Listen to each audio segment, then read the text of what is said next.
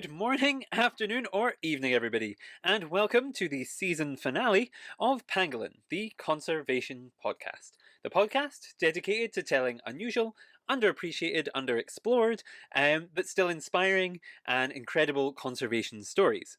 Today, we are exploring me, your host, Jack Baker. I am going to be interviewed by the lovely, the wonderful, the fabulous Tasnia Khandaker Prova, who I interviewed a few episodes ago, all about her work with dogs. The tables have turned, and she is now going to be interviewing me. So I'm really excited for you all to learn a little bit more about me. We're going to talk about my kind of passion for animals, where that came from, my previous work experience, what I'm working on now.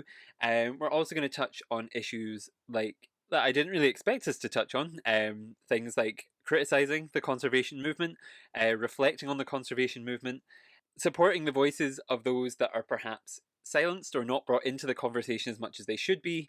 And yeah, lots of really interesting topics. So I hope you really enjoy listening to all of that.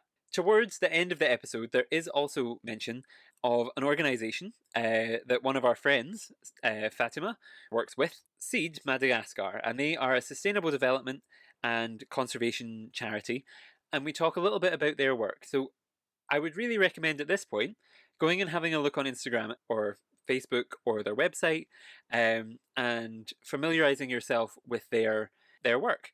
The reason we touch on it is because there is a food crisis going on, so the conversation does get a little upsetting, but it's something that we really should be talking about. So it might be a little bit upsetting, but it's something that's happening in the world right now, and is really important to talk about and to highlight. So I would encourage you all to I would really strongly encourage you all to do that.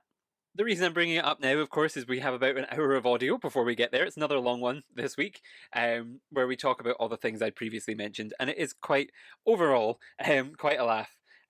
Quite a good time. It was really nice to catch up with Tasnia.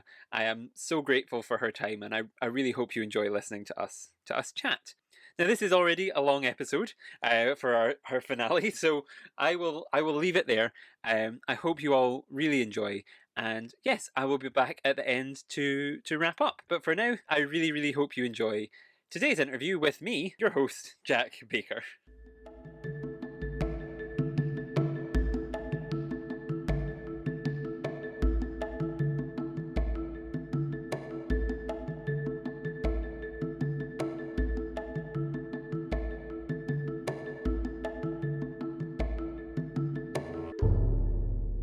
Welcome back to the podcast. I'm Tasnia Khandaker, and I'm joined by Jack Baker, the host of the Pangolin podcast, and one of the most wonderful people I know. So, Jack, thank you for coming here and doing the show, not like you had a choice. So, to start off, the listeners want to know, who are you? Introduce yourself. Well, thank you very much. It's so unusual for me to be on a podcast. I might be a little nervous. So, but I am Jack. I'm the host of Pangolin, the conservation podcast, which I hope you have all loved. So I am a passionate conservationist. I like to think of myself as an educator, a conservation educator, lover of all animals, all things, generally positive person who just has a lot to say, and I feel like you have appreciated that over the last. I think this is episode almost 20 episodes. So yeah, I am. Wow. Yeah, it's strange. I don't know. Strange to be in the hot seat today, but I hope you all feel like you learned something new about me, and that's why I'm here. I feel like a lot of listeners miss out. I want to see the podcast become like a proper show with a video, so just so people can look at you and smile when you smile, because they're missing out. Obviously, everyone, just hear me out. You're missing out. Um, I do I do want to know, and I want the listeners to know a little more about your background. I know you love all things animal and people. But a little more on why that is and how you came to be where you are in your life right now. Okay, so growing up, I was obsessed with being outdoors, with being in nature, with doing all things from like scouts to Duke of Edinburgh to doing all of these like outdoorsy things. Loved it when I was younger. I also loved when I was really, really young. I loved dinosaurs. I feel like that's a stage everybody goes Oh. through is their dinosaur stage. But I loved dinosaurs. Watching Jurassic Park at an age that was far too young probably traumatized me. But here we are, and I've come round and I love them. And I love and from there it kind of grew into kind of crocodiles and then into like the crocodile hunter. I don't know if you do you get the crocodile hunter in Bangladesh? Do you know what that No, is? I don't. I don't know what that is. So Oh, the I'm croc. so sorry. So when I was younger, the crocodile hunter is Steve Irwin, um, Oh who's no, I know who he. yeah. I know who he is, but I don't think like I saw the show. Okay, so when I was younger, I used to love that, love all things animals that kind of Oh, so bless. developed from like dinosaurs into like crocodiles and him, and then obviously he dealt with like snakes and sharks and all these scary things, and that kind of inspired me and made me love animals. Loved watching documentaries. I feel like a lot of kids like to sit and watch cartoons. I feel like I sat and watched David Attenborough over and over and over again. So just always been in my life this kind of love of nature. Nerd. Sorry. Rude, rude, I sorry. correct, but rude, rude. Go So on, go always on. in my life, this love of animals. And then Absolutely. yeah, as I grew up, it kind of went from being something I loved, kind of watching on TV and appreciating from a distance, into something that I wanted to make my career. So started when I left high school. I started working in an aquarium and then working in a zoo, and now doing this and doing a dream conservation, and now I work in a botanic garden. So yeah, I it's been something I've always loved, and eventually found its way into being the way I survive and make money. So I feel like I have landed myself in exactly the right spot. So Win-win. yeah, yeah. I the least I can say as a friend is that it has been a privilege seeing you love animals as much as you do, love what you do as much as you do, and like it's just it's a privilege to just see someone do something they love for a living. And I think, and I really hope every single person who's listening gets the chance to do just that. Yes. So Thank you. thank you for your friendship and your time, and all that you've taught me over the last year and a half about all that you know. Um, I feel like as someone who has, a specific sort of experience with animals, I think I have, or my colleagues have this one animal or this one story that changed the game for them, that sort of made them go into their profession deeper. Like they cannot be bystanders anymore. They have to be, either to serve or to protect these non-human animals. So what was that for you? Okay, so for people who are listening and haven't listened to Tasnia's previous episode, you need to go back and listen, because she is referring to her deep and undying love of dogs and all things dog. And that episode is What a fantastic. plug. Please go back and listen to that.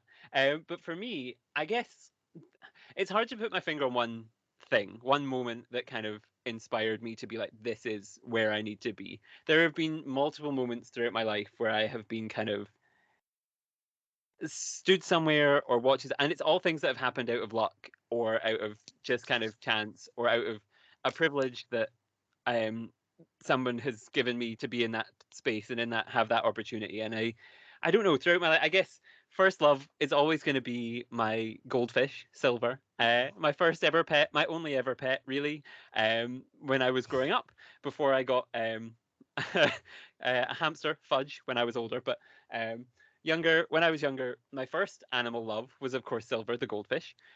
Transpired many years later that I thought Silver lived for decades. Silver, there were multiple Silvers over the years, which was slightly Oh, traumatizing to wow. discover. But my parents kept me happy by telling me there was only the one, and I loved it, and it was my biggest love, and looking after him. And then I guess from there, having that guy, having him to look after, and then moving on to things like moments throughout life. I don't know. You know those moments you're stood still or you're stood in a place and you're just perfectly serene and perfectly happy and perfectly content with the world? Those for me always revolved around animals. So ones that jump into my head. If you've listened to one of the episodes this season, The Sea and Me, you'll have heard me talk about sea turtles, baby sea turtles coming out of the sand, and this moment of complete peace and realization that Oh this is where I was yes. happiest. Ugh. Loved it. Um, Another one was when it was just before I applied for my master's to do conservation. I graduated from my degree in international relations, and I was thinking about what I wanted to do next. And I was stood at the Highland Wildlife Park up in Aviemore in Scotland, and they had a baby polar bear, Hamish, um, my absolute king. Love him so Oh, much. He's bless. moved away now, down to England, but he was up there for a long time and loved him. And it was stood up there, perfect peace, one kind of Christmas break that we had in this peace, serenity, happiness, wilderness as far as the eye could see, and this baby polar bear running backwards and forwards. And it was just like, Oh. this is where I'm happiest. This is where I want to be. So that was an inspirational moment. Um, there's so many. There's so many. One more. Okay, I'll give one. I'll give one more. So when I was younger, when I was doing my undergrad, I lived We with were we were younger when we were with doing our baby when undergrad. I was a baby. Yes. I was doing my undergrad and did and I was lucky enough to be taken to South Africa by one of my flatmates, Sarah, who I am eternally grateful for, and she is just one of the best people I've ever met. And we went on safari while we were there, and it was dark, pitch black, driving through this kind of middle of this forest. You couldn't see anything because it was pitch black. And then out of the all of a sudden we just had this like thumped on the brakes and stopped, and I was like, "Hmm, what are we I want to go to bed. What's happening?" And then all of a sudden, like they kind of reversed a little bit, and then got a flashlight out, and in the forest right next to the road was this elephant that was just stood there chilling, Oh, just bless. had the massive thing right next, and I was like, how what what like like in awe of this animal that you only Oh, ever bless. see on TV and you only ever see in these books or when you're reading, and you just don't get the, and so that was another moment where I kind of was my happiest, and I realized that these animals are incredible, beautiful, fantastical, magical things that I want to work with and spend my whole life dedicated to. So that was a very long answer to a very easy, simple question. But yeah, that's how I realized, I guess, I love everything, and I want to work and do my best for as many species across the spectrum, from tiny little turtles to massive elephants Aw. as I can. I think the answer was like perfectly sized because you have to do justice by all the animals who did inspire you. Imagine if Hamish comes up to you and like stares at you with guilty eyes, like you didn't mention me in your podcast. Excuse me. By Um, name specifically, by name, my Hamish. my name, yeah. Oh, But no, I feel like people can't see us, but I feel like the entire time we were talking about animals, I had the biggest smile on my face because I was this just, oh my God, oh, that's so cute. Um, and so important. You did touch upon something that I want to ask about later, um, about your transition from a degree like international relations to conservation. But before that, since I know that you've worked in conservation for quite a bit, with your job at the aquarium and then the zoo, and now that you work in botanics. Do you want to please tell me about your journey in conservation, how it started, and where you're at now, and how I feel like I love how it looks different. So it sort of speaks to a lot of people, and sort of shows that conservation doesn't have to be just this one thing or this one narrative that we constantly read about. So go on, tell me everything. So basically, I so we should get someone to transcribe this, the story of my life, written down in novel form. So yes, running parallel, I guess, to the previous stories about animals was my journey, my journey into the world of conservation. So I started, as I said previously, working like my first kind of career move, I guess, was I coming out of high school just before I started my degree, a job came up in a visitor services team at a local aquarium, and I had been there like when I was younger, every weekend we had a membership. My mum used to take me in the pram and like push me round and round and round. And I think it was an attempt to make me fall asleep, but it just made me excited and kind of walk like I'd like Aw. like look at all this stuff that's going on. So started there, and spent 3 hectic, crazy, wonderful, bizarre years there. Started visitor services, kind of doing the kind of talks and reception and that sort of stuff, and then ended up helping design a lot of the conservation themed events for organizations like the Shark Trust, and it was a really good time, and it was the best. Like, it was busy and it was kind of stressful. They say never work with children or animals, and I worked with both at the same time. So it was a lot to do, and it was a lot of kind of chaos, but it was really good fun.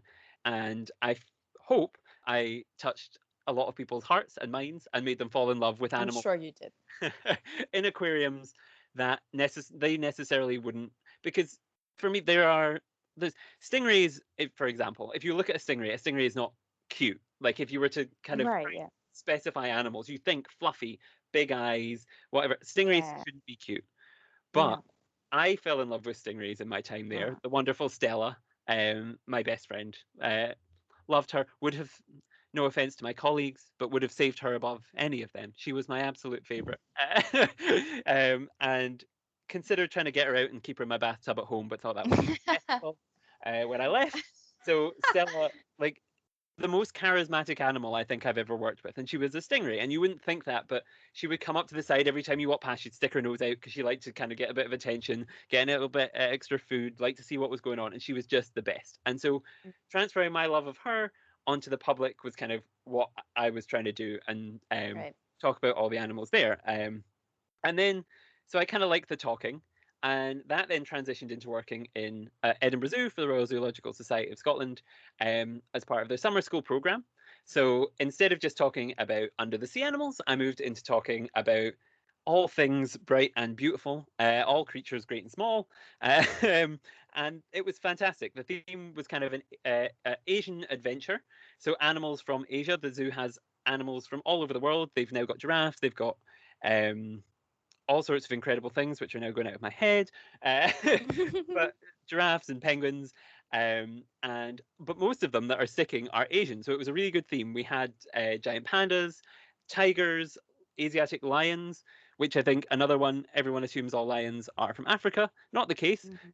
If you look up the Gur forest, which I always think is funny because Gur lions. If you look up the Gur forest in India, there are lions there. They are very critically endangered. So really interesting thing to look up. I'll leave that for you guys to look at home. And so it was talking about all these incredible animals to a group of primary 2-3s, which actually worked well for me because I have, as you can tell, the excitement of a child while talking about animals. And then yeah, I did my degree in conservation after that, and now I am at the Botanic Garden in Edinburgh. So we've moved from under the sea to on land, and now from animals to plants. The circle of life is complete, and I am loving every second of that as well. I think a lot of people, and what I don't appreciate is, or didn't appreciate necessarily as much, is the important role that plants play. I think a lot of us who are interested in conservation like to think about animals, but plants equally as important, equally as Absolutely. fascinating, and there's so much to learn there that I am kind of diving in, learning things about herbology, so making natural remedies, learning things about botanical art, about kind of science, about plant, like all of these things are coming into my mind, and it's just the best time. And while you can't necessarily give a tree a hug in the same way that you could give a lizard or a snake that I've worked with previously, you can still like appreciate them and take nice photos of them and kind of love them, for the aesthetic and ecological purposes that they have. So yeah, that brings us to now. And that's all of my kind of career. Should mention as well, I don't get paid for doing the podcast. This is not a career move. This is a passion project. So this part is just for fun. Part of your final project Yeah. for your grad, like for your MSc. But what I feel like, if at any point in time someone writes a book on you, they could just call it the ecosystem, uh, or something along the lines of that, because it's such a cycle of, like, animals to plants that you've worked with. Mhm. And I think I think it's also, like you said, it's important to talk about the the impact that every single organism, or creation has on this planet. Like, it's not just us. Mhm. We have to protect them. We have to take time to appreciate what's around us. Mhm. Um, I personally noticed that I have a rooftop garden that I didn't go to as much. And ever since I'm back in Bangladesh, I do try to visit every now and then. I feel like I see new things that I just missed for like years. Mhm. It just takes a little bit of time and just the willingness to see beyond what's in front of you. Mhm. And it's really like a dimension shift. And I obviously you're obviously invited to Bangladesh anytime, anytime. I'll probably steal your passport and not let you leave, but that's a whole different conversation altogether. That question that I wanted to ask you, and you mentioned that um, you moved. Your undergrad was in international relations, and then you were thinking about what your next move was, and then you know, uh, considered, and I think we're all grateful that you considered conservation.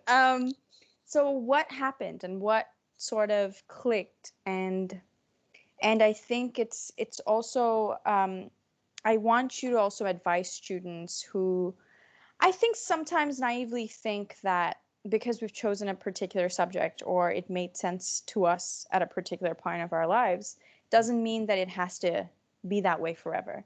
And so, yeah, just go on. I love the love subtle prompts. You talk now. You You do talk that. now. Do that. Okay, I will talk now. I will.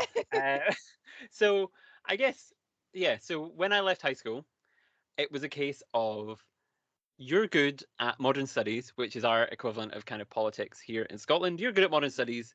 You should do international relations or politics at uni because that's what you're good at. And I was like, well, I am good at it, but do I enjoy it? And I thought because I was good at it, I must enjoy it. It must be the thing for me, whatever. So applied to St Andrews, got in, went and studied in a woo, St Andrews represent woo. Um, Ruth uh, just, oh my, sorry, it just reminded me of Ruth walking around in Oxford being like, wow, so nice for the second or like the third best university in the UK. And I'm like, oh my God, Ruth. the number of times my sister, who goes to Edinburgh University, sends me the rankings to be like, "We're catching you," or "We're above you in this ranking. We're above you in this one." I Oh, love that. anyway, so yeah, Okay. went to St Andrews, did 4 years of international relations, and over that time, I realised slowly, in some ways, and very quickly in others, that I humans are very, very interesting. But do I want to work with humans and study humans for my entire life? Absolutely not. Absolutely never in a million billion years. Because you know what? They are predictable. They are depressing. They are they are angry. They are hateful. They are rude. They are nasty. They destroy. And it like it was great and it was interesting, but it does make you lose faith a little bit in humanity and make you kind of be a bit like, oh no, we're all gonna die. I'll Where is the lie? Where is the never. lie? Just know. Yeah, I So agree. I loved it and it was really interesting, and I do think that is not to say that humans are not important and that humans, because they are part of the solution to a lot of problems. They are not just the problem. It's just, would I want to spend my whole life studying the problem? Right. Uh, no, I want to I work. just love that you wanted to give a disclaimer to I don't hate humans, just so for all the humans that are listening to this, I don't hate you. I just rather work with animals. It's a choice. Yeah, and it's a very fine distinction to make because humans are part of the, like, it's not about blaming Yeah. people for these issues. It's not about pointing the finger. It's not about whatever. It's about we can work together and we can solve these issues. It just, the international relations take on it was not the take for me personally.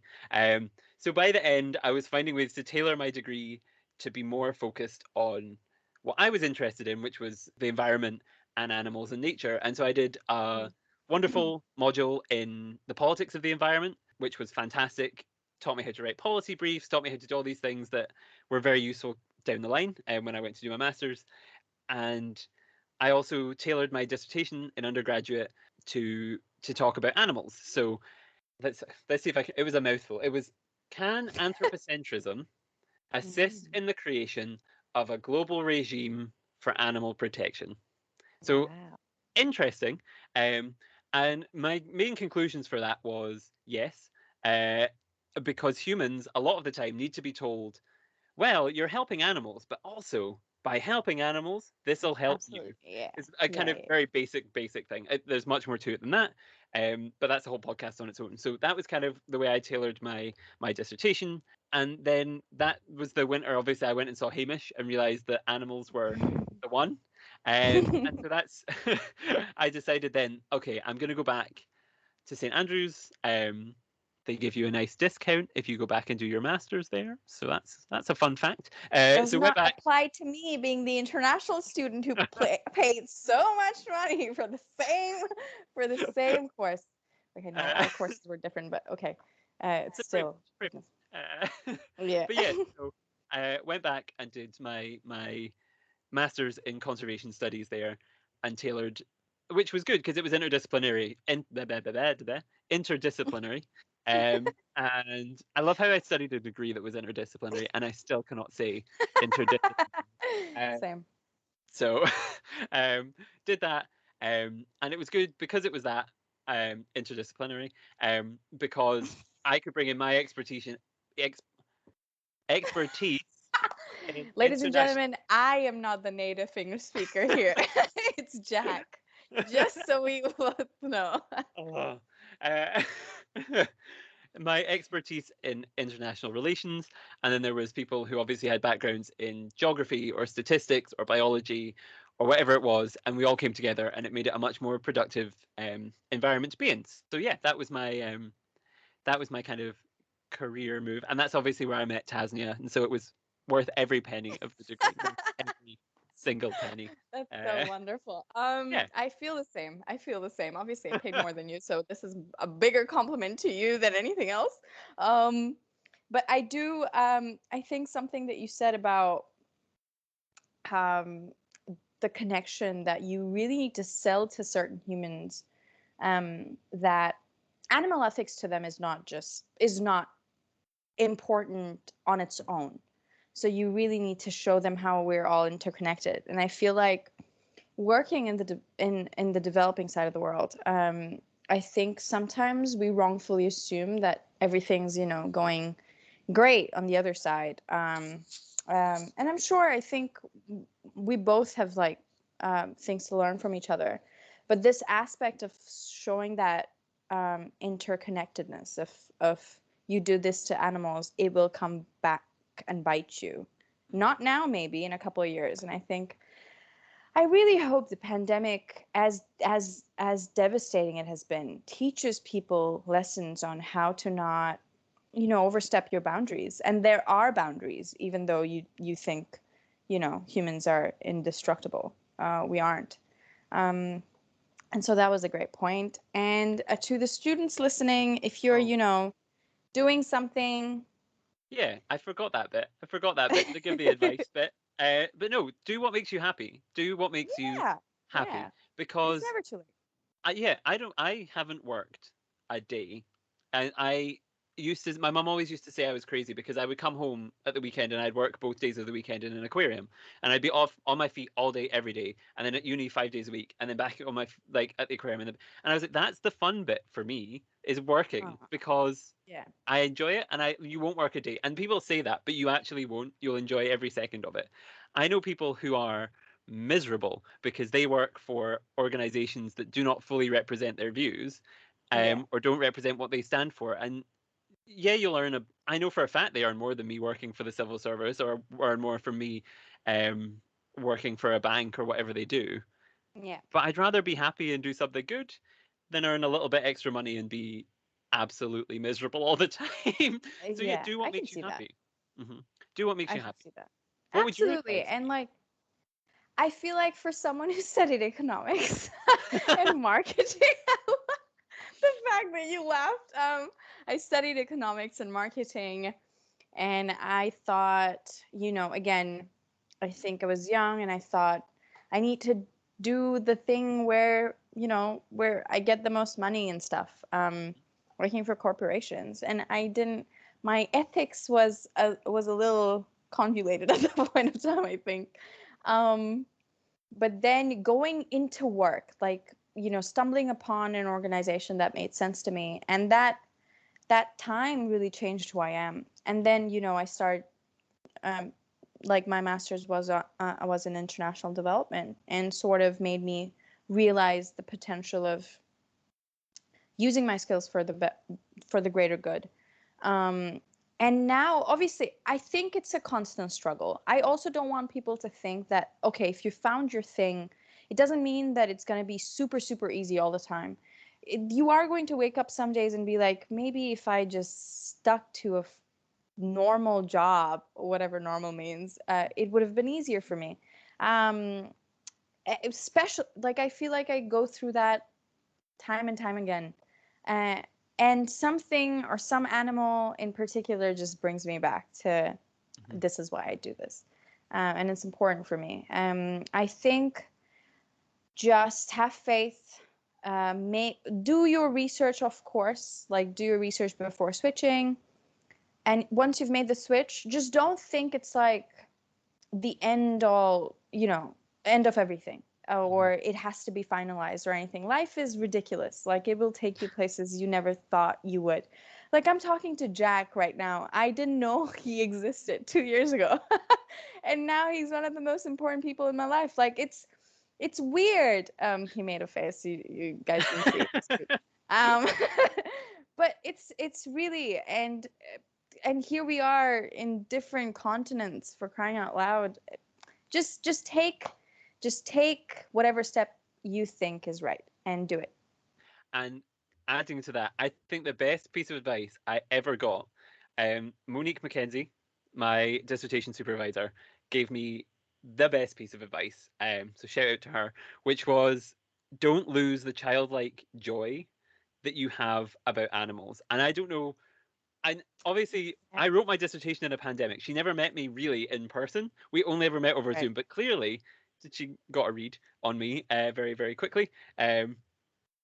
When I was discussing it, because at the end of the day, it can be hard and it can be sad, and the natural world can be bleep and bleep bleep sometimes, because it can be really bad and stressful, and you're dealing with like species that are hanging on the edge. Yeah.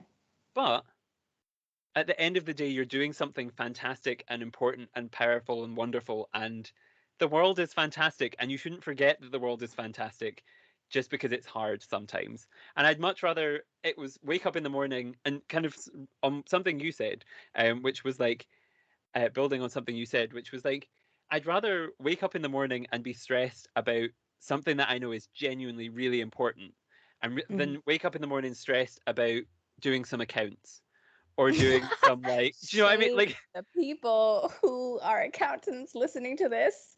I didn't say anything. It was Jack. I'm just gonna. I'm just gonna. she did economics, that's why I chose you. Uh, no, but do you know what? Like, I would rather Absolutely. wake up about something like Absolutely. that, because that is probably the most important thing in some people's lives. But it just wouldn't be Yes, to me. it is. Like, It I just yeah, wouldn't be I to me. guess. And so that's kind of the point I was making. Not that there's anything wrong with accountants. I'm sure you're all lovely.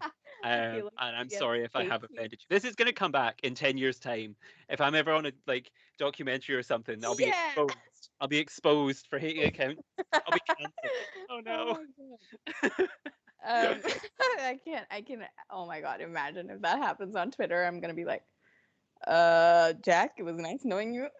I'm taking no part in this. Um, but yeah, I completely agree. Absolutely. And I think we're both grateful to be involved in things that we like. I think this last year for me was like a tumble between figuring out what that was. And again, don't I feel like, as much as we say this to ourselves, and as much as it's difficult for us to really live that truth, go easy on yourself, people. Like, it's really, life is ridiculous. It's okay. Everything's fine. Yeah. If As I long had as you take care of the animals, it's it's fine. Oh, if I like if somebody 5 years ago had gone, Jack, in a few years' time, you're going to be having a call with somebody first thing in the morning, in Australia. Then middle of the afternoon, you're going to be calling someone in Bangladesh to record a podcast. Then this evening, you'll probably message someone who's in America and in Belgium and in India and in all these things because what life is weird and you meet people throughout your life who are fantastic and they change your life forever um, all the Yeah. time. So just do what makes you happy and you will find those people and life will be great and it'll And if be you're like me, fantastic. and if you're like little Tasnia, just find your Jack and talk at him about something that you're passionate about, and just take it from there. If it's meant to be, it will be. Okay, so we talked about the people and we talked about the work that inspires us. Um, I want to know about someone who inspires you to do what you do, or even perhaps they don't have to be in conservation, but inspires you to be the person that you are. Um, uh, I, do I have to say go on? But yeah. Who inspires me to be me and do the things that I do? That is a very, I mean, from the youngest age, obviously, there were the people who inspire all of us, like David Attenborough. If Yeah. you're listening, David, Sir Attenborough, if you're out there and you want to be a guest, that is my dream. Please, I would love to sit down and talk to you. So there Please. are those people that are the kind of obvious ones that have inspired generations upon generations and thousands of millions of people, who obviously are massive inspirations to me. Then you've got young people, people like Greta, love her. Yeah. I think there's people who change the world so profoundly and so incredible in such a magnitude that it will never be the same because of a, this little kid who spoke up and said something and did something incredible. So that is another inspiration. But I guess on a more personal level, the people who inspire me. I guess the people who inspire me are the people who exist around me all the time. This is a very people. This is a pageant answer for you all. But the people who inspire me to do the work that I do are the people who are around me all the time. I don't think I would be as driven or as motivated as I am if I hadn't grown up watching my parents or my sister when I was Mhm. younger, wanting to be as good as them. I don't think I would be as motivated now if I hadn't gone and during my undergrad, I obviously had friends, but they were motivated and they were doing different degrees. They were doing things like computer science or whatever. So they were motivated. They were doing different things. So it was hard to compare. But meeting people who did international development, conservation, things that were really specific to me during my masters, they are the people who inspire me. The people Mhm. who we have friends, the wonderful Fatima, who Oh, she is she's an the queen. outspoken Sorry, I had goddess to. who will, if something is not right, she will call it out and she will do it and she will try and fix it and she will make you aware of the issue and she'll explain the issue and she's just fantastic. So people like her Yeah, inspire me. Who else? honestly. Penny. Penny, one of our friends, she was on season one, halfway across the world from me now. She inspires me. She moved from Hong Kong to Australia in the middle of a pandemic. That's inspiration because she's pushing herself out of her comfort zone. She's doing incredible things. Who else I feel like you're all these people inspire me all the time by being courageous and brave and doing things that um yeah, are just inspiring and put our future Dr. Jack Sykes, love him. Love Oh, future Dr. Jack Sykes. I didn't know it. I might do a PhD in the future because I looked at him and I thought if he can do it, I feel like I can do it. Go Jack! honestly. I like it. Just inspires me. These amazing people. Louise, I feel like I should mention the fourth member of our conservation group, who did my degree. Louise working up in the Highlands currently with Scottish National Heritage, I believe, Oh, someone like that. All these people who are out doing this incredible work, and all of the people I have. So those are like my personal inspirations are my friends and the people around me. And yeah, I guess who else? Those were I feel like that's enough. I'm inspired by yeah, just the best people I've ever met. you've listed a lot of I've names. listed Great, a lot of great, names. great. If you've not been mentioned and you think your ethics or your beliefs line up with mine, then you probably inspire me. And if they don't line up with mine, you'll probably also inspire me because you challenge me even more, and you question the things that I do, and I question the things that you do. So there you go. I feel like I need to come up with like, the pageant, like the winner goes to Jack, Tens, like tens just across the the board. tiara over your head, like yes, like the most politically correct ever. But yeah, I feel like as you were mentioning these names, it's just wonderful to just remember them. They're all so nice. I don't like feel like we really lucked out with our grad school. I don't think of come across anyone I wouldn't want to have lunch with or I wouldn't want to hang out with. So, Yeah, yeah, that's amazing. yeah. Those are the people who inspire me. The people who, yeah, who are making change and making things happen and keeping the wheels on the very clunky bus that is the world during the pandemic and making us Yeah, keep rolling and persevering and being strong and being sure, incredible. sure. Um, Thank you everyone yeah, for everything. yeah. Thank everyone for everything, and thank you for yeah, yeah. I guess that's a good answer. I feel like I'll leave it there before we ramble and I start tearing up about our friends. Very plausible. Okay. So, I think I wanted to know, as someone who feels for non-humans as strongly as you'd feel for humans, Mhm. do you think it's a struggle to express that to people outside of your field? And I know that I personally I am made to feel guilty so many times. Is that the same for you? So, because my job has been tell people about animals, I Yeah, think that there's a slight difference in what I've experienced because it's been talking at blank faces, not necessarily people being making me feel guilty about what I've been doing or yeah, like what I am, but it's a case of trying to break through to them. So maybe they're just not responding in the way that you think they should be or in a way that you would like them to be because you're so passionate about something and yet all of a sudden they're looking at you like, oh, well, why are you passionate about that? So it's not necessarily guilt, it's more like confusion as to why they should care. Um so I don't know. I think I've never been made really to feel guilty right, necessarily, but I have been made to feel like, oh, this doesn't matter. You're right, just talking. absolutely, yeah, yeah, You're doing something pointless. You're doing something whatever. yeah, Um, and I just you've just not got to let it, yeah, break you because what you're doing is important and it's justified and whatever. So it's yeah. slightly different issue, and I don't know whether we touched on I it in do our. Oh, what were you gonna I say? do think like when someone makes you feel like something you're so passionate about doesn't matter, Yeah, guilt is just an extension of how horrible that would make you feel. And yeah, also like especially when you're working for an organization, imagine if you're like asking for funds or asking for hmm, donations. And obviously there's so many atrocities going over like all over the world. hmm, I feel like I've just noticed that people see it like a zero sum game, as if like hmm. if you help one, you can't help the other. So if you're passionate about animals, you must not care about humans as much. Yeah, yeah, and That it's kind of rhetoric exists. yeah, and the kind of like, why would you choose this when you could choose us? Or Yeah, choose me? And it's absolutely, like I'm not absolutely. choosing animals over you. I'm choosing us all existing in a system that works in a way Yeah. that is better and more progressive and more whatever for everything, not Yeah. just us chopping down the Amazon or trawling the seas or doing whatever we're doing. I would like to exist in a world where we can do these things maybe sustainably or a limited basis if Yeah. we need if we really really have to.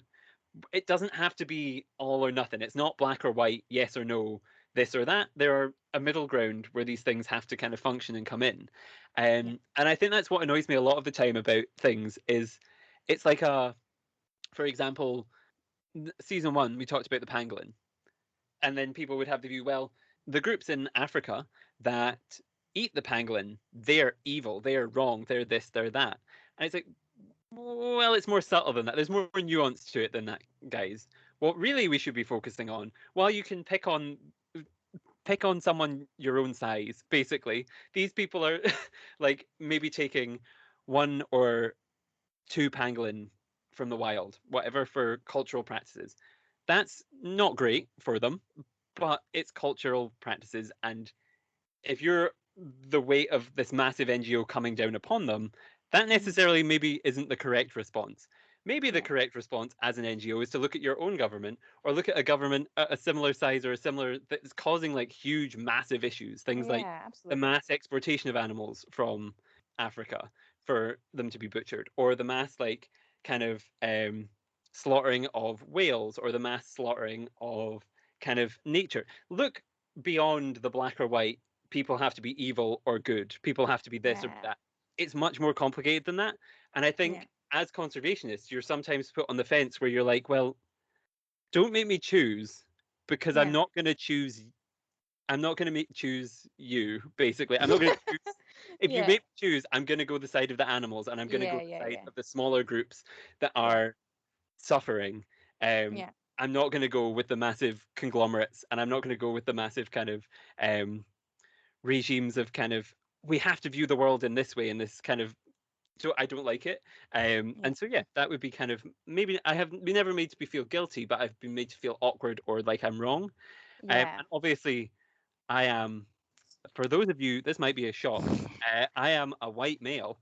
So it becomes very dangerous because I don't obviously then, I don't want to be the, I am not the person you should be listening to on these issues. I am merely here usually to amplify the voices of other people who have these experiences more so than I. I just happen to be the person talking today because you've tuned into an interview with me, so you have to listen to me. Uh, but normally, what I would say is go and actually do these research and look into the groups that you think are evil or wrong or whatever, and identify who actually the problems are and whatever these things are, and with it, with whatever issue you're passionate about. Um, and I think just as yeah, I don't know. That would be my answer: is go and listen to the people that should be listened to, and then make your decisions. Don't see it as a black and white. No, really, really great answer, by the way, because I think you also talked about the nuances of things you get to find out when you start researching and learning more. Mhm. Is that I think something that I really liked about grad school was being learning the ability to criticize development organizations or conservation organizations or organizations in general that perhaps their ultimate goal is to do good things, but you know steps that they're taking might not result into the sort of impact that any of us would be looking for. And to Mhm. be able to criticize without sort of not, again, not feeling guilty about, oh, why am I pointing out at the organization who's trying to do something good, but it Mhm. deserves to be talked about, especially when conservation and like the fight between that and indigenous communities and Yeah. how to move forward from there. And again, shout out to Fatima, uh, that I feel like I learned a lot from her stories, and I'm like, oh, this is new, and I want to learn more about this. And I think we so casually mention our friends throughout talking about what we do Mhm. is because these people, I feel like, don't understand how much they inspire Mhm. so many others. I think we lucked out by the number of friends, even who don't aren't involved with animals as much as we are, but still inspire us and make validate the efforts Mhm. that we're making. Um, and something I think that I learned from my own dissertation, which was on elephants, was that my conclusion was that it's a human conflict. Conservationists, or people on this side, are just pointing out at the flaws of the system, Mhm. um, and the animal is just caught in the middle, Yeah. and treated like collateral damage, and that's what we have a problem with. But we're always pointing out at the corruption of the system and what other big names can do better. Mhm. Uh, and I think you touched upon that, and I think, yeah, that was really, really important. Mhm. Um, There's yeah, because it's, and I'm about to be very non-specific here because I don't want to get sued. Um, but there are certain like an example for people like who, I'm talking in non-specifics basically so we don't get yeah. sued. But there is, I have spoken to someone previously who visited a village in India to do research. And as part of that visit, they went to a game ranger's house, and they were given massive awards, massive trophies, all these things by a very world-renowned wildlife organization, um, massive charity, and the rewards were for protecting tigers, and that's wonderful. Respect, like this massive NGO giving people rewards for doing the work that they are pushing. But Mhm.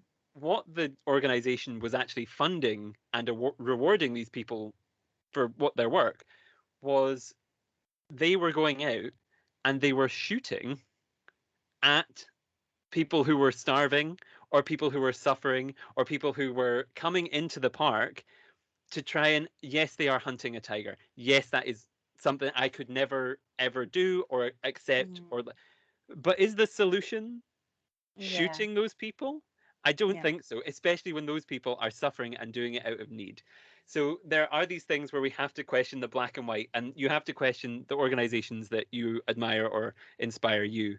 And yeah, so there's an Yeah. example for you with non-specific details. But yeah, that would be something that I would recommend.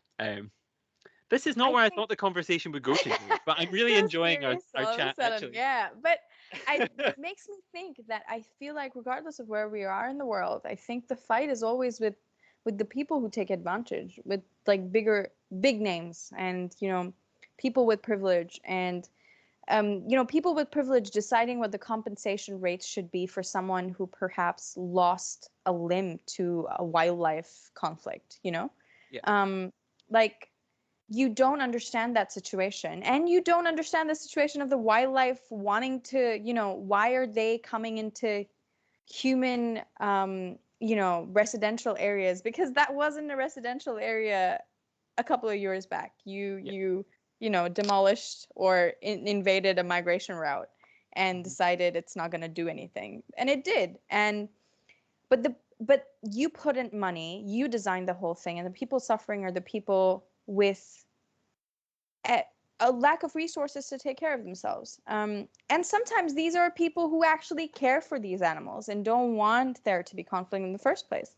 Mhm. And so, thank you for talking about this. I feel Yeah. like it's really important, and I feel like people who are listening, even if you're not involved in like conservation or like not working, but it's just something that you're passionate about, I feel like always remember to not look for the correct answer or the black and white answer, and just Mhm. be ready for uncomfortable conversations. Perhaps even someone or an organization that you looked up to is involved in some shady stuff. Just be courageous to call it out. Mhm. Mhm. Um, Obviously, do so in a way where you don't get sued, but Yeah. but But do it. it's a good, and the solutions are out there. It's not like we're asking you to come up with, I need to be the person to protect, because right, okay, an elephant comes through a village. There's you can either shoot the elephant, which is not what we want to do. You can let the elephant take everything and leave, which then doesn't isn't what we want to do, because it damages the local community. But there are solutions. So you can add machines that make noise to scare them Yeah, away, push them back. You can make lights that flash as they walk past to push them back. And it'll make the elephant uncomfortable, yes, and it'll make them have to look for another food source. But then it's at least pushing them back in a way that's not with a rifle or a gun, or with something that's going to scare them or yeah, traumatize them or hurt them. It's kind of pushing them back in another way. So there are those solutions out there that I think, yeah, we all need to consider. Um, yeah, and yeah, I guess another thing that leave people to think about is that I hadn't really thought about, because I'm very passionate, as you can tell. During my masters, Monique again said, "Well, we have to consider what happens if you do nothing." So, yeah, what you, as especially, I guess, a lot of my listeners are from the UK. Last week, for example, we saw the giraffe conservation. We had the Giraffe Conservation Foundation. They were talking about how giraffe are an African problem for African people to solve. So we can support their actions, or we can do whatever from outside, but we can't tell them what to do.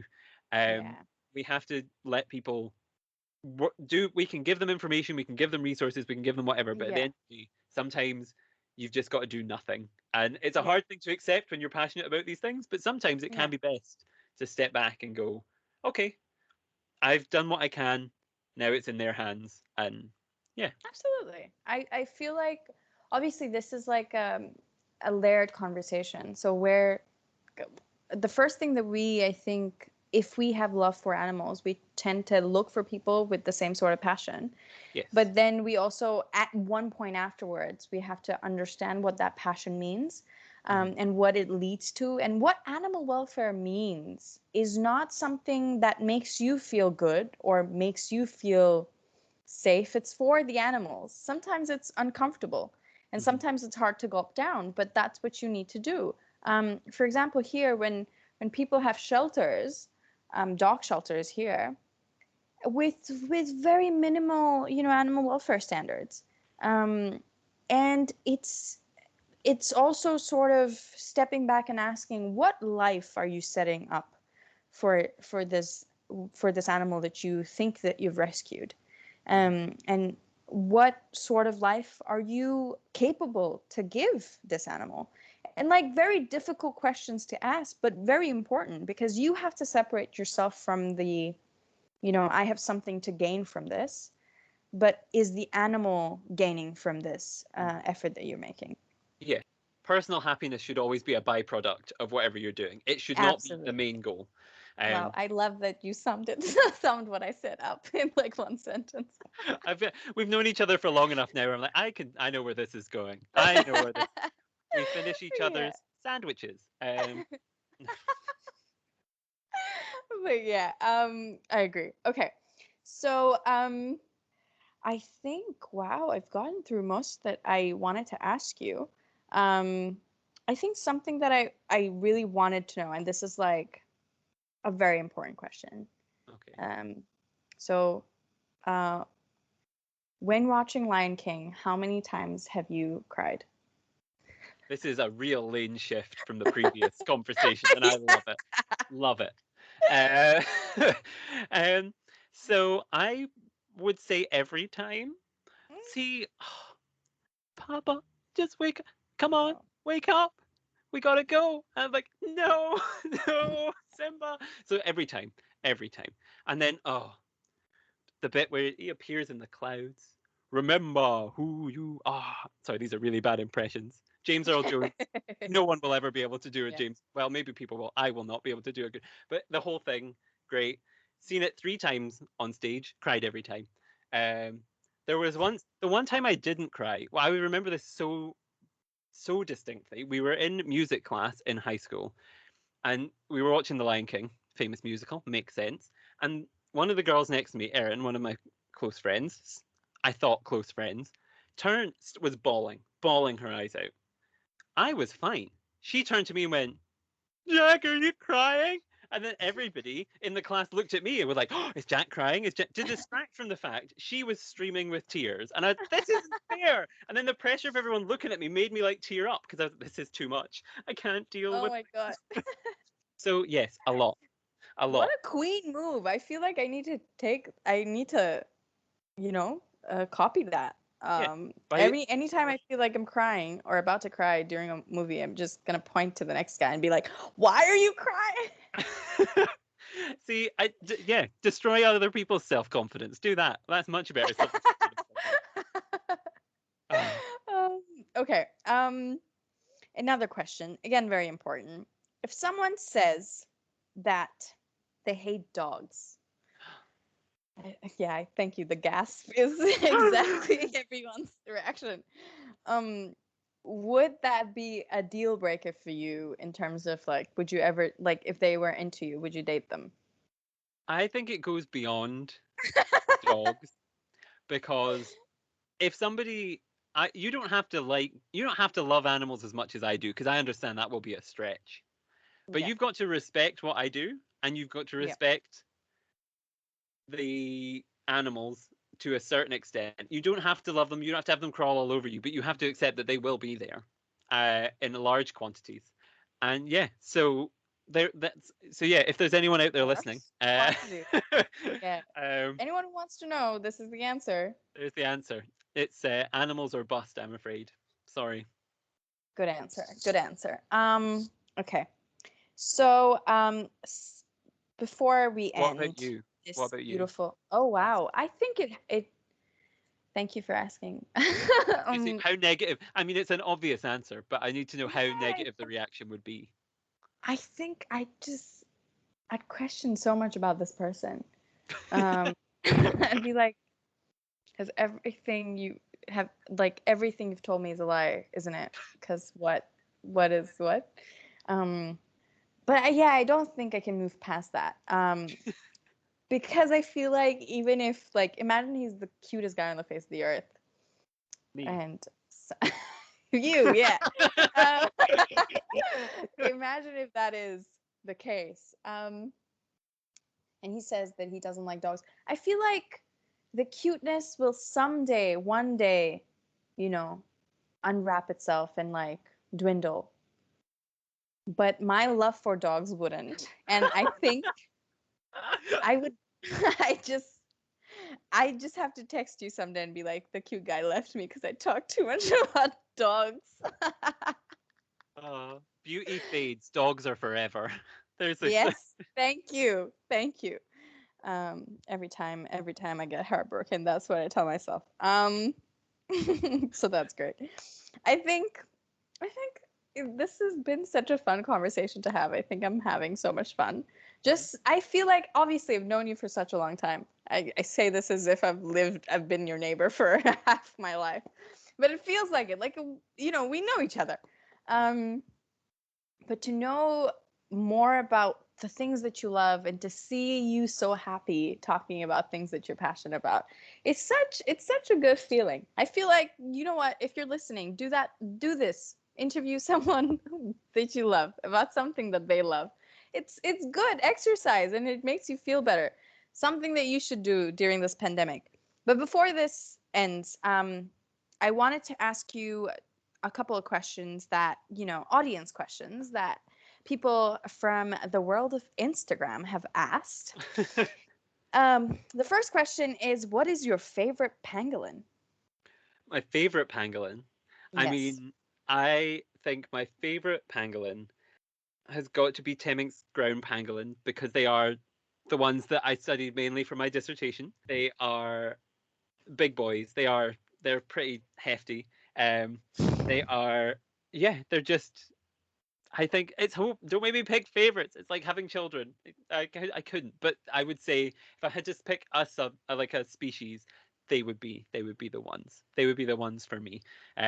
With no real. I do also like the ones that will climb trees though.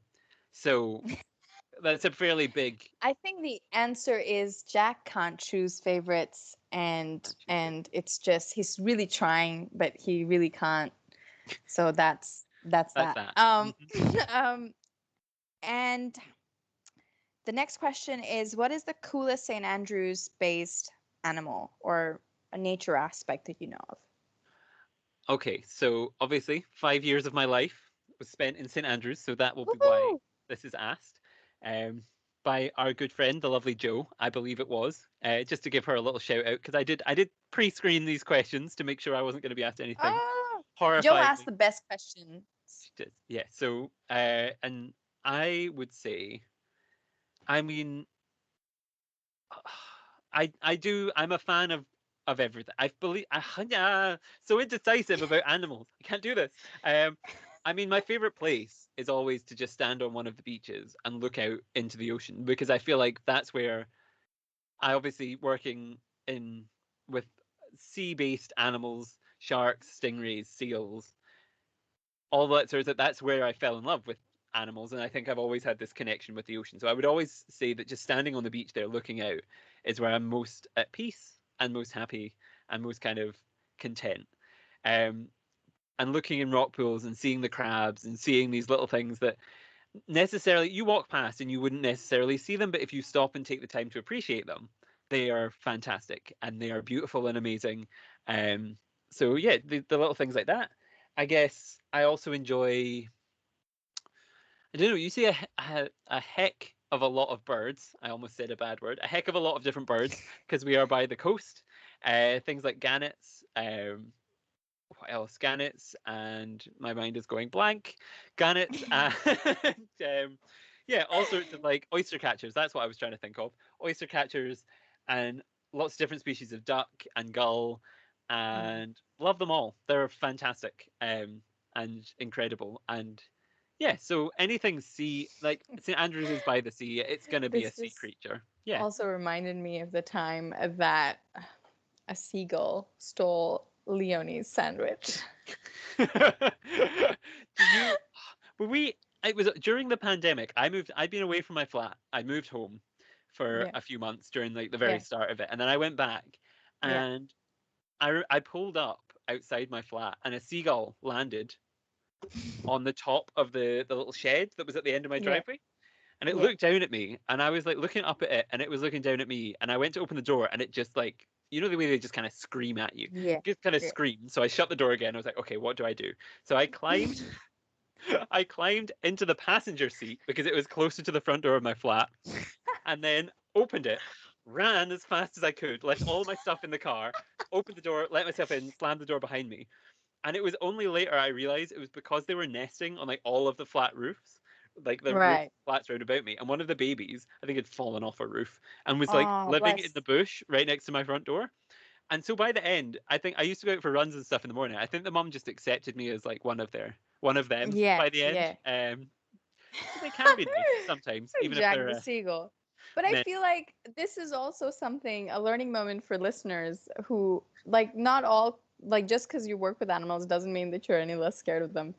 At least, not, like, there is a particular species or a particular animal that I'm gonna love from afar. That's Um, that's a good question. What is the one animal? If you had to pick one you're scared of. would you consider spiders to be animals? Because I feel like, yeah, like, oh Rude. my God. Okay, first of all, um, I remember seeing a spider in the kitchen. Also, Scottish spiders are so much bigger than the ones in Bangladesh. That is the one thing I will complain That about. cannot be true. That cannot be Oh true. my goodness gracious. Here, the spiders are, the spiders that you find inside your house are tinier. Like, you can forget that they exist, or like you can pretend that they don't, or convince yourself that no, that was just a blip. But no, Scottish spiders stare at you, and then just what? What are you waiting for? Just run away. No, you're just gonna sit there, aren't you? There was this time when I opened my eyes. It was 2 a.m. and I'd fallen asleep. I probably had something to work on and I didn't, so I was like anxious. I opened my eyes and I just saw a spider on the top of my blanket. Listen to me. I dragged that blanket out of my room and I slept shivering, but it was worth it because there was no spider on it. But still, again, just because I'm afraid of a creature doesn't mean that I have the right to end its life. I don't. Absolutely. Um, and so I remember I had this conversation with Eleanor, and she was like, "Oh, buy this scoopy thing that it scoops out the, spider without hurting it, and then you can put it in your garden." And I'm like, "Okay, that's great." But I'm so scared that I'd probably leave the house and just let the spider live. Live there, like it's okay. But so yeah, I feel like that rhetoric exists. Like, it's not always all unadulterated love. It's a lot of logic. It's a lot of placing um, their importance or their right to live above our fear, and sometimes unfounded fear. Why am I scared of spiders? I don't know. I don't know why are they faster than me? Like, it's you I'm want threatened by them. you want to get yourself over a fear though, you get yourself employed in a job where you have to handle the animal that you're scared of in front of crowds. Like I do not like spiders, don't particularly like scorpions, don't particularly like cockroaches, but because I had to work with them with children, I'm like, I can't stand here looking terrified or they're gonna be terrified. So I have to be strong for them. And I was like, oh no, oh no.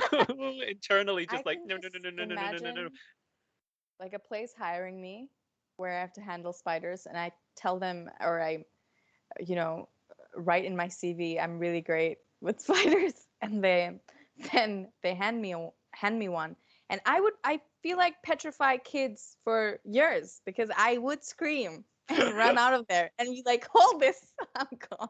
Do you know what's the worst? See scorpions. The bit of advice they give you about scorpions. Oh, when you hold it, grab it by the stinger. What? Like, okay, yeah, fine. I'll stick my hand in there and grab it by the stinger. That makes perfect, and it does make sense when you think about it, because then they can't sting you if you're holding the stinger. But also, no, never. Gross, I feel bad. like sometimes when I advise people in terms of street dogs, I almost always like if someone's like, "Oh my God, the dog's barking," and I'm like, "What did you do? What did you do? Why is he barking then?" And so I can imagine like I try to take this example of spiders and try to picture, okay, perhaps people are scared of dogs, but they don't want to kill it. And so they're good, Tasnia. You don't have to, you don't have to be rude to them. They can be good. It's okay. So I feel like it's like this way of humbling myself. Yeah, it's okay. Let's think from their perspective as well, sort of a thing.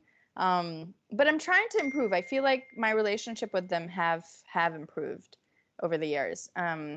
Just the Scottish ones are huge, man. They're huge. And they know exactly where to hide because all floor is like carpeted and it's not the same in Bangladesh. So I'm like, wow, great. But I said goodbye to one when I was packing and then I found one and I was like, goodbye, you're not going to terrorize me anymore. But yes, that was such a long description of my It's a good. fear It for was a good. spiders. I hope an entertaining sidebar for people. Just to like, it's Um, interesting to not be in the driver's seat, because I'm like, I'm not guiding this conversation. We're gonna have a apparently now gonna have a long conversation about spiders. That's cool. I'm Could be still edited not out later. editing this podcast, just so you know. So I'm having a blast because I have to cut out no part. I have to be like, yeah, it's this conversation ends, and I'm like, yes, a good podcast, well done. Um, okay, now before we end this for good, the final question, and I think everyone wants to know.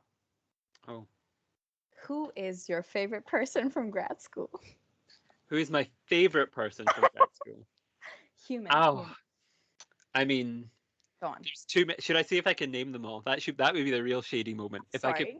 No. No, you can't. You can't do that. You can't do the pull Okay. the I can't have Okay. favorites. Okay. Can I give a top? No, a top five makes it worse. It has to be one, doesn't it? I mean, of course, Penny gets points because it's Penny. Arpitha gets points because she's just cooler than me. You are listing again, ladies and gentlemen. He is cheating. He needs to name one name. My We all favorite know who you person, love. I feel like I'm being held. My favorite person from the graduate school is Tasnia, and this is why. Tasnia is great. She did an episode of my podcast. It was fun. She is now interviewing me. It is great fun. I'm I gonna love wire Tasnia. the 20 pounds right away, Jack. You deserved it. You earned every bit of it. Thank you so much. Oh, I genuinely thought you'd say Jeff.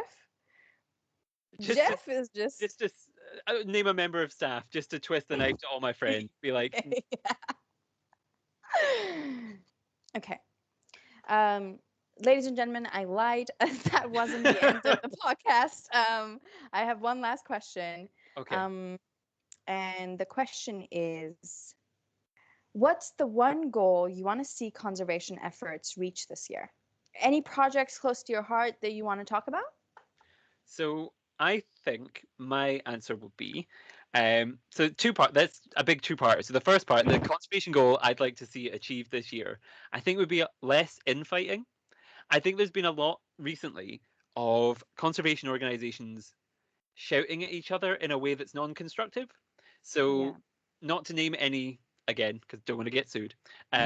But yeah, there's certain organisations that call out other conservation organisations for their actions or whatever, and I do think that can be a constructive conversation, and I do think that has to happen. But do it in a way that's a constructive conversation, and kind of put your efforts together to try and make these bigger, more important changes. Don't just infight with one another, because it's happened with I've seen petty messages backwards and forwards between several charities on Twitter. Well, mainly one charity being petty about other people on Twitter. And then I would also say I had an experience where I messaged a conservation organization and they decided to not hold back and heavily critique me, not me, critique one of my previous podcast guests in a way that was very offensive. And I was like, well, not to me, but about the person and their personality and things that they've done. I thought, that's not nice. And you don't know me really well. So you shouldn't be saying this to everybody. So realize that we're all fighting for the same cause and be Yeah. polite and respectful and work while being constructive, work towards a goal. Hmm. And to lead on from that into what I think the goal should be, and the projects that are close to my heart. Of course, this is the last episode of season 2.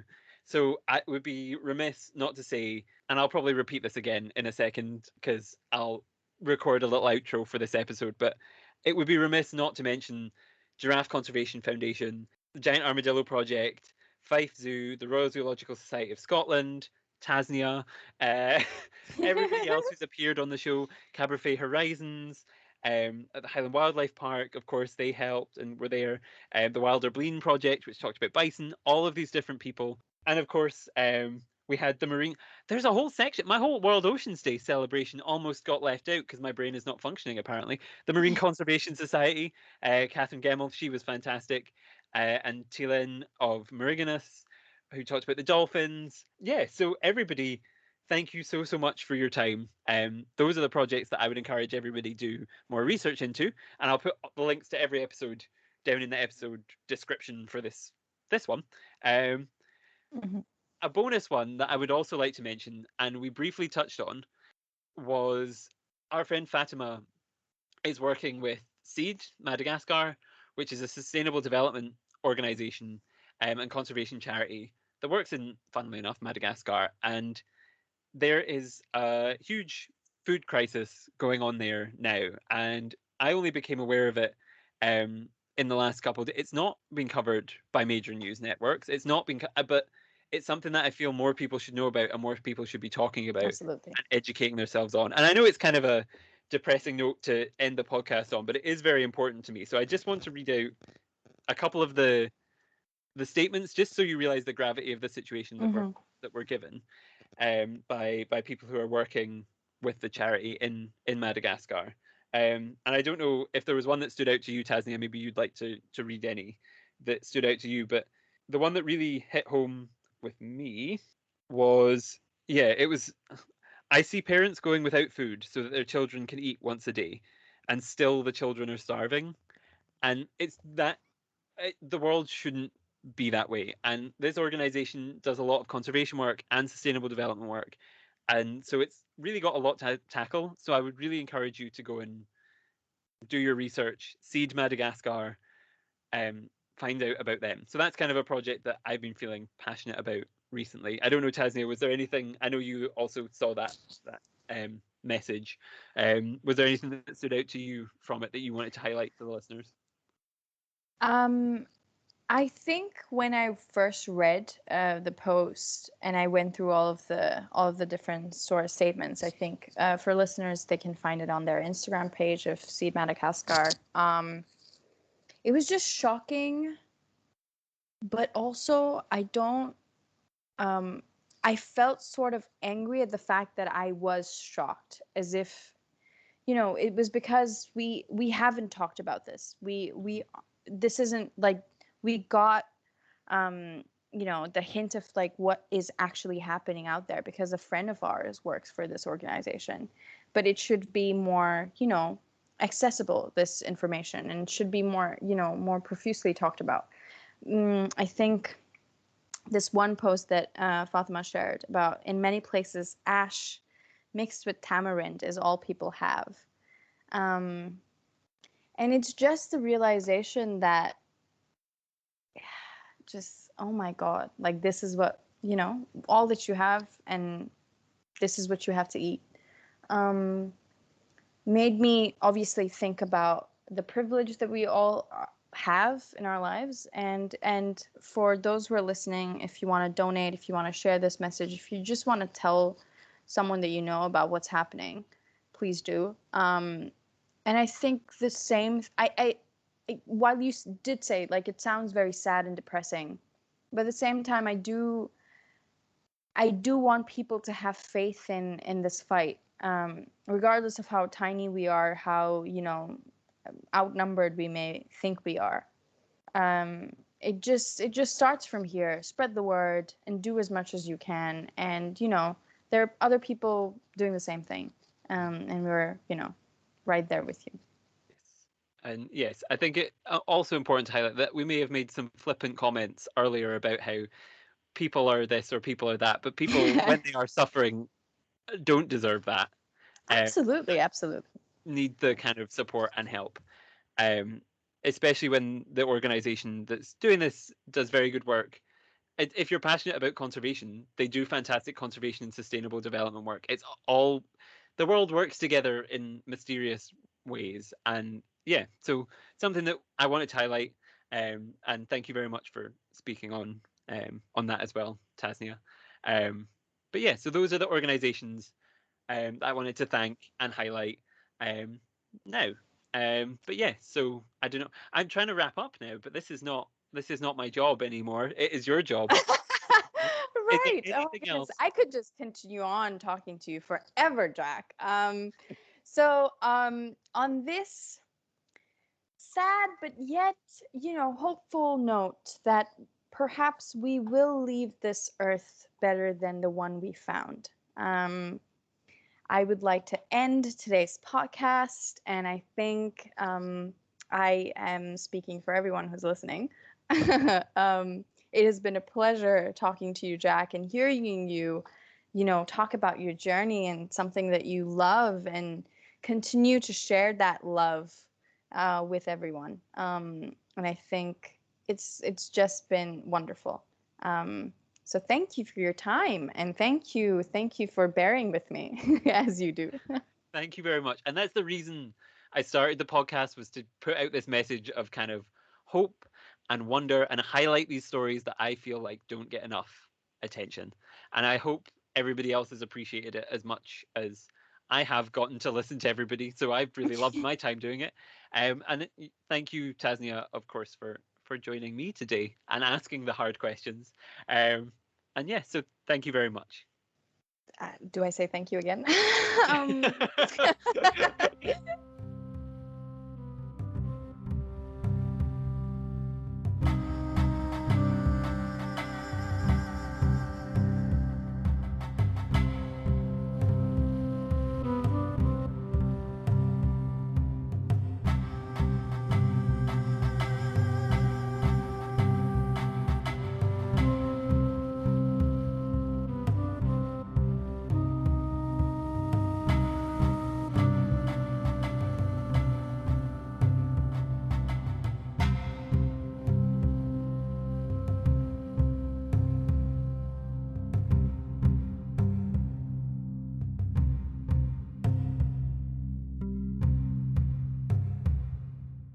And we are back. Thank you all so much for listening. I really hope you enjoyed today's episode. And I really would be grateful, as I said, if you could go and look at the work of Seed Madagascar, along with the work of all of the charities that have given their time to me this season. So if we start at the beginning, there's a lot of them. Please go and look at the Giant Armadillo Conservation Project with Arnaud Debier's work there, with the incredible species, obviously the giant armadillo, also the giant anteater. Really, really interesting. He's super passionate about his work, so go listen to that episode or go and support their work. The Wilder Bream Project, which is rewilding an area of England, go and listen to that. Learn more about rewilding and go and support them. We also have Fife Zoo, who gave their time to talk about what it's like to construct a modern zoo, an education organisation. We have the Wildlife Wombles, Cabernet Horizons, and the Highland Wildlife Park, and their work with making conservation an inclusive practice. So look into them. We had Tasnia's episode for the love of dog, still makes me laugh, all about stray dogs in Bangladesh. Again, listen to that one, learn more about them. The Beginner's Guide to Ocean Conservation with Catherine Gemmell of the Marine Conservation Society. So important that we look after our seas, not just for our own kind of visual enjoyment, but because of the immense number of species they support. Um, we have our episode all about dolphins with Tilen. Again, really, really interesting. I learned so much there that I didn't know about pollution and kind of how pollutants make their way into the water column and how they can kind of transfer into animals and out of animals. And really, really interesting again. Make sure to listen to that. Go and investigate Mariganus's work as well. And of course, last week we had the Giraffe Conservation Foundation, Stephanie and Julian Fennessy, talking about the incredible species, the giraffe, and the silent extinction of that species. So, all really, really important, really interesting charities. I am so grateful for all of them and their time. I can't thank them enough, as I've said. I'll link all of them down below so you can go and have a look. And yeah, of course, I'm also grateful for you. Thank you all so so much for listening to this little show. We've now been listened to in over 50 countries around the world, on every inhabited continent.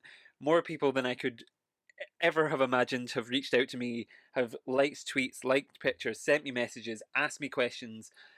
It's just been fantastic and wonderful and grateful, and I'm getting a little emotional, guys. But thank you all so so much.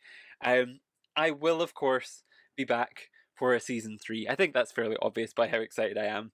So make sure to follow us on social media at Pangolin Podcast on everything. Instagram, Facebook, Twitter, LinkedIn, everywhere we are there at Pangolin Podcast. And also make sure to follow us on your podcast streaming service of choice, whether that be Apple Podcasts or Spotify or wherever it is, so you don't miss out when we release our season 3 trailer and all of the upcoming episode news or whatever. I've got a couple really exciting guests lined up, and I can't wait for you all to hear all about them. So really, really exciting stuff, exciting times. Thank you all. Thank you to my guests. Thank you to family and friends and everyone who supported me and shared this. Thank you to Tasnia again for her time. She's not forcing me to say it this time, but she is an incredible person. And yeah, thank you all so, so much for the final time this season. Thank you all so much for listening. Goodbye. Oh, bye.